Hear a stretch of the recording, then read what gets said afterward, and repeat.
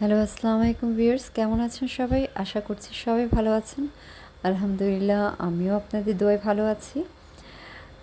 আমাদের এখানে এখন খুব বেশি একটা ঠান্ডাও না, আবার খুব বেশি একটা গরমও না। খুব সুন্দর একটা টেম্পারেচার দেখতেই পাচ্ছেন, খুব সুন্দর একটা ওয়েদার।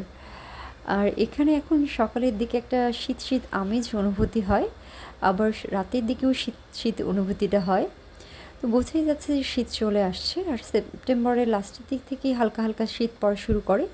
আর এই শীতটা অনেক মাস থাকে। আমি আগেও বলেছি যে এখানে 3 মাস গরম থাকে আর বাকি মাসগুলো ঠান্ডা থাকে।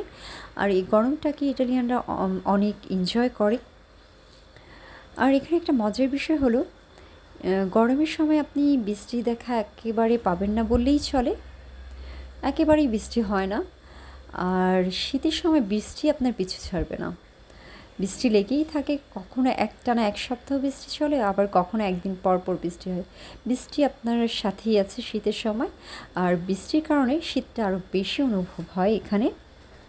আর তাছাড়া এখানে আপনার শীতের সময় আপনার স্কুল, কলেজ, অফিস, আদালত সব জায়গাতেই হিটারটাকে চালাতে হয়। বেশ ভালোই ঠান্ডা পড়ে এখানে। আর তাছাড়া ব্যক্তিগতভাবে আমি গরমটাকে খুব একটা পছন্দ করি না। আমার কাছে মনে হয় শীতটাই অনেক ভালো।